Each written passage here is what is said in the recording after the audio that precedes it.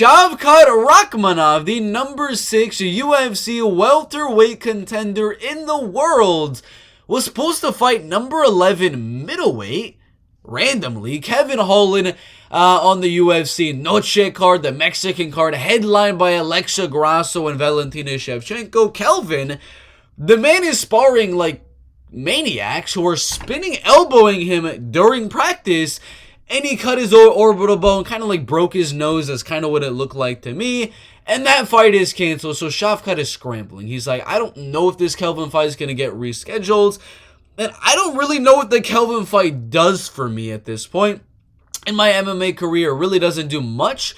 So why not? I'm going to call out Kamaru Usman, the number 1 contender in the welterweight division. And I'm going to actually attempt to go down in the rankings again to number 7 in Stephen Wonderboy Thompson. I know he doesn't want any wrestlers, any grapplers, but maybe I'll just strike with them for 3 rounds.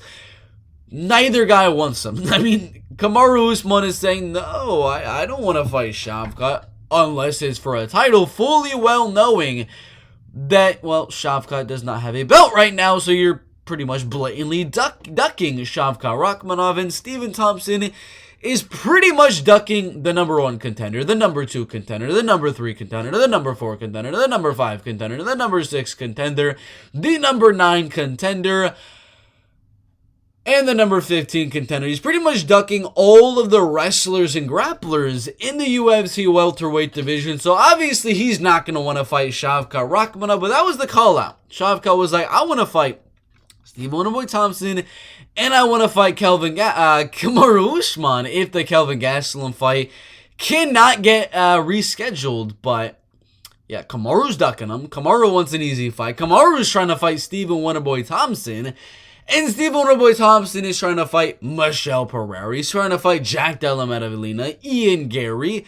He's trying to fight Kamaru Usman. The only reason he'll fight a wrestler is if that wrestler is the number 1 contender. If not, no, I only want strikers. That's pretty much what Wonderboy is saying. So Wonderboy and Kamaru Usman are pretty much ducking Shavkat Rakhmonov. And now, is it the smart thing to do? Is it the smart thing to do for Steven not to accept the Wonderboy, the Shavkat fight? Yeah, if Kamaru Usman is calling you out, you gotta take that. If that's the 2 choices there, Shavkat or Kamaru Usman, pretty even level opponents in my opinion. You take the number 1 contender, olding, aging veteran in Kamaru Usman, coming off a head kick knockout loss 2 fights ago to Leon Edwards. You are a kickboxer, so you know, I don't blame Wonderboy for trying to accept a Kamaru Usman fight rather than a Shavkat fight. It actually makes sense. But Kamaru, I mean, is still, I respect the decision because it is a smart one. Wonderboy is ranked at number 7. Shavkat is ranked at number 6. Usman beating Thompson doesn't do much, but it's a win. It gets him back in the win column. Him beating Shavkat doesn't really do much. He's not even in the top 5 at this point. In his MMA career, it just gets him a win. So if I'm Usman, you got to take the easier fight out of the 2. The easier fight is, of course, Stephen Thompson, as he's not as well-rounded as Shavkat Rakhmonov. He wins that one. Maybe he fights Bilal. Maybe he fights Colby again for the 3rd time. And boom, he beats Stephen Thompson. He beats Colby, a guy he's already beaten. He gets another title fight. Or he can fight Shavkat and then fight Colby and then get another title fight. Obviously, Usman is being smart here, saying, Shavkat, you know, win over Shavkat does the exact same thing as a win over Thompson. I'm only going to fight Shavkat if it's for the belt. We can make fun of that decision, saying he's ducking Shavkat or anything like that, which he kind of is, but it's the really smart thing to do.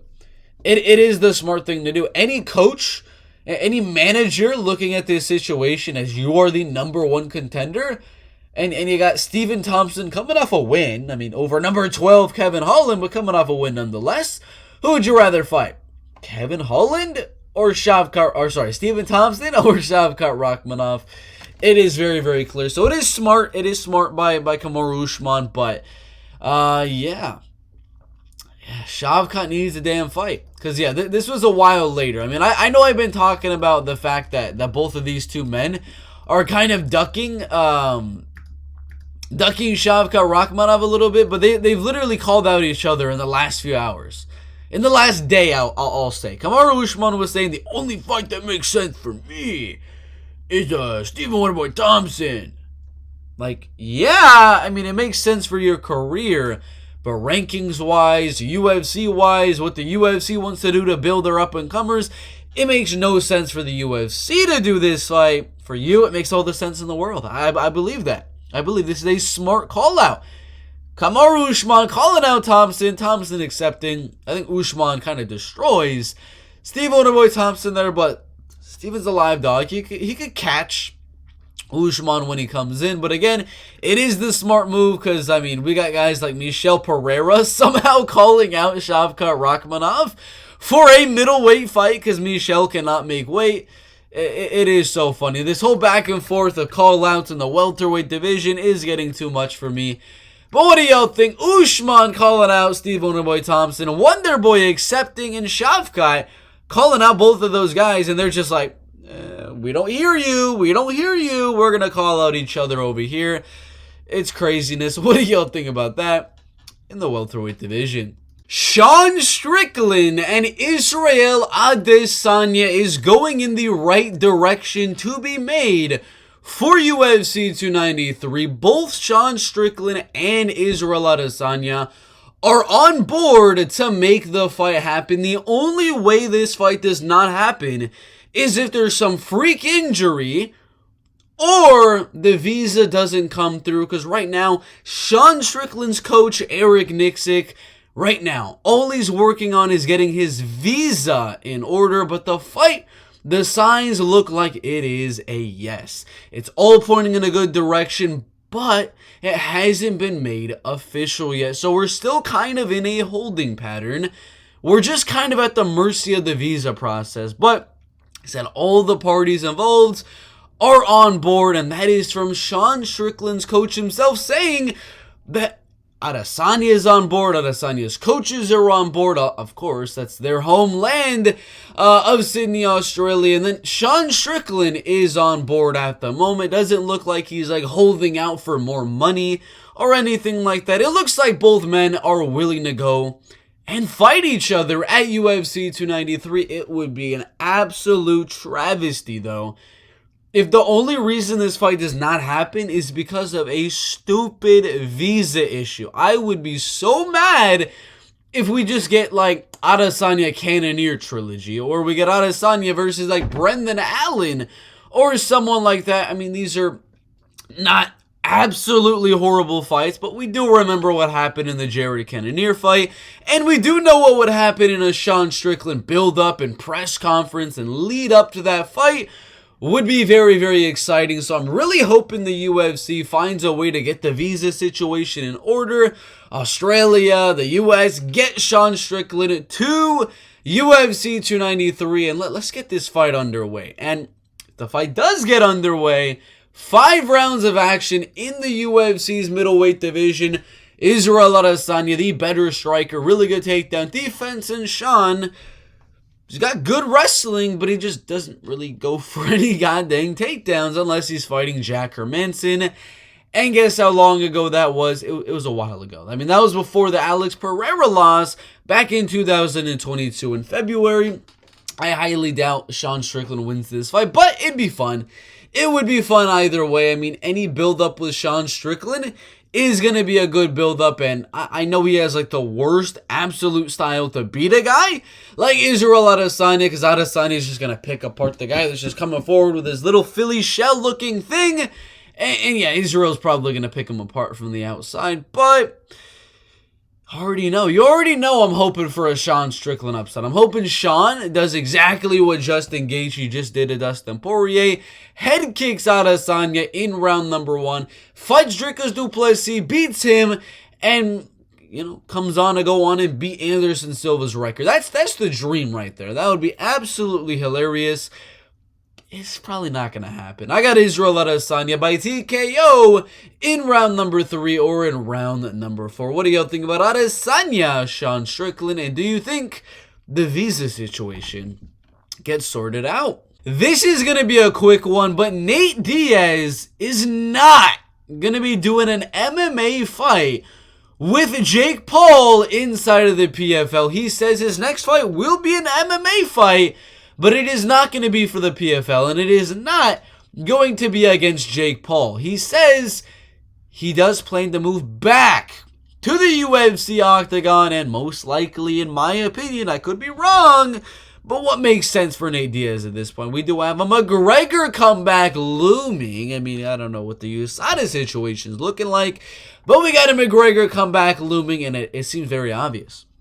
It seems very, very obvious. Conor McGregor versus Nate Diaz. If Nate Diaz loses to Jake Paul, I don't know how well this will look, but if he beats Jake Paul, he could easily come back to the UFC and take on Conor McGregor for the Trilogy pay-per-view main event. What do y'all think? I believe McGregor would win that Trilogy, but it would be fun. Good build-up, a good Trilogy nonetheless. Who do y'all think would win? Nate Diaz or Conor McGregor? And what do y'all think? It was a $10 million offer for an MMA fight with Jake Paul, and he said, nah, I don't fight for that organization. What do y'all think about that? Put your thoughts down below. Previously undefeated fighter when he entered the UFC is now retiring from MMA. It was so random. It was absolutely so random. And I know he's on a 3-fight losing streak, but from MMA Junkie, Carlos Candelario just randomly announces his retirement. Absolutely randomly, especially because he was supposed to fight against Rafael Estevam at UFC Fight Night, Pavlovich versus Blades. He was supposed to have that one last fight, probably would have lost that fight, but he got injured, and now he's just calling it quits. He's retiring from MMA. He still has a fight or two left on his contract. He was 8-0 as a professional MMA fighter with some really, really solid wins. Joined onto Dana White's Contender Series, lost a split decision to Victor Altamirano that a lot of people did think he won. Then he lost to one of the best up-and-comers in the UFC flyweight division in Tatsuro Taira. Then he lost to another great up-and-comer in the UFC flyweight division in Jake Hadley. All three of these guys, I do believe, can be top 15 caliber in the UFC's flyweight division, and he didn't make it easy on Tatsuro. He didn't make it easy on Victor Altamirano. It was a little easy for Jake Hadley, but he was losing to really, really legit guys. But he's 32 years old, had the injury in the up-and-come to the Rafael Estevam fight. I hope Rafael gets a replacement, gets a new opponent for later this year, because he's had really bad luck with both of his opponents having some cancellations there. And the Zhalga Zhumagulov one was his fault. He had a botched weight cut. But I really, really do hope Rafael gets another fight, because that dude is an exciting up-and-comer. But Carlos has retired from MMA. What do y'all think about that in the flyweight division? Miles Johns and Daniel Argueta sets for UFC Fight Night on September 23rd. I believe this one is going to be at the UFC Apex. And it's really, really weird because Mateusz Gamrot, Rafael Fiziev has not been announced as the main event yet. It is not officially going to be the main event, so we could potentially be getting one of the best UFC fight nights in a while, because we have previously ranked Bruno Silva taking on Cody Durden on the prelim. Cody, a guy that's only lost to Jimmy Flick and top 15 future top contender Mohamed Mokaev in the UFC, has got a draw with top 15 bantamweight Chris Gutierrez. He is very, very legit. We got Fiziev versus Gamrot. We got ranked featherweights Danny Ige, Bryce Mitchell. We got Usman versus Jake Collier, Banger, Charles Jourdain, Ricardo Ramos.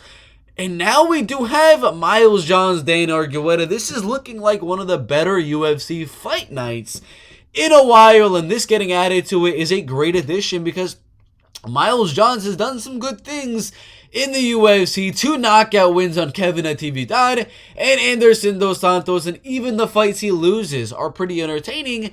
Getting knocked out by Mario Batista, getting submitted by John Castaneda, and getting a good decision on Vince Morales, which wasn't really that bad of a fight either. I do expect this one to be a fun one. Dane Argueta got a good knockout one on Myron Santos in the LFA. Did lose to Damon Jackson, but it was short notice, and he did very, very good on short notice. Got a good decision after that. In my opinion, was on his way to dominating Ronnie Lawrence in the bantamweight division. I expect this one to be a fun one, back and forth fight in the UFC's bantamweight division, but I do believe Dane Argueta gonna keep the striking pretty even in this fight, land the takedowns on Miles Johns here, and I do believe Dane Argueta wins this fight with an arm triangle choke submission or with a rear naked choke submission in round number 2. Should be a fun one. Dane Argueta, the determined, versus Miles Chapo Johnson. Not El Chapo, it's just Chapo. What do y'all think about this bantamweight fight? Morgan Charriere, former Cage Warriors champion, has signed with the UFC, and he's going to be fighting at UFC Paris on September 2nd. And the man he will be fighting, Manolo Zecchini, an Italian up-and-comer, fighting on the regional scene, has been doing fairly good recently, is only 26 years old. And literally all of his wins except for 2 are KO TKOs in pretty much round number 1. Not really against the best competition ever, but he's been doing really, really good over there in Venator FC. That is like kind of the main promotion in Italy, where they do fight a lot of French opponents over there. And since his last loss against a legit guy who I believe is also UFC caliber, from Germany, only losing to a guy that's on The Ultimate Fighter right now. I believe this guy should be in the UFC as well.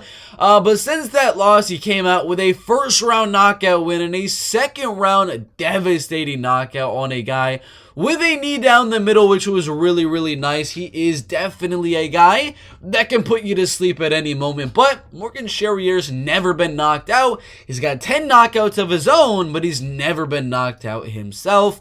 Manolo Zecchini has been knocked out, but it was a while ago, back in 2019, also against a very legit guy who I don't know why he stopped fighting. He was doing really, really good up until 2019, where it looked like he kind of retired there. But I do believe Morgan Charriere is going to have the better cardio here. Could mix in some of the takedowns and wrestling throughout this fight. I think Manolo wins round number 1, and then Morgan Charriere comes back with his better cardio and his better skills in those later rounds, round number 2, round number 3, out-voluming Manolo Zecchini, landing the better shots. I do believe it will be a competitive back-and-forth fight. Morgan Charriere from France, Manolo Zecchini from Italy, and I do have Morgan Charriere 29-28 decision. Not super big news, but Lando Vannata, the man that had a really close fight with Tony Ferguson before, the steep drop in skill from Tony. That was when Tony was actually good. He was supposed to fight Mike Breeden on the Luque versus Dos Anjos card next weekend, and he pulled out. I don't know why. It didn't say if there was an injury. It didn't say if he caught some sort of disease. It didn't really say anything about the reason Lando Vannata withdrew from the fight. I would have gone Lando Vannata to win. I don't believe Mike Breeden really is UFC caliber at this point in his MMA career. He's, 0-2 in the UFC. Got knocked out badly in his debut. Then he lost to Natan Levy by a unanimous decision. He did okay every now and then in that fight, but it does seem like they should probably give Mike Breeden some debuting guy in the UFC's lightweight division, just to get that debuting guy a decent name on their resume, just to make them, 1-0 in the UFC's lightweight division. Doesn't have to be anyone super, super good. Just the guy joining the UFC that the UFC would like to give a good win to and a good highlight for the reels. Manuel Torres does make some sense right there. Daniel Zellhuber could make some sense as well. You could literally give this to anyone if we're being honest. You could give Mason Jones, get him back in the UFC and get him another good win. You could do just the really bad unranked guys in Nicholas Mota versus Mike Breeden. There's a lot of fights you can do now on short notice right there. But either way, whoever loses, like if Mike Breeden beats anybody, that person needs to leave the UFC. If Mike Breeden loses, well, he also needs to leave the UFC. So I personally would just give him some of these up-and-coming guys that are making their debut in the UFC, or you find another guy on a losing streak in the UFC just to weed out who is really UFC caliber. Kind of like what they were doing Lando, Vannata, and Mike Breeden. I do believe if Lando had lost this fight, he probably would have got cut as well. But it would have been a good fight. Who do y'all think would have won? Lando or Mike Breeden?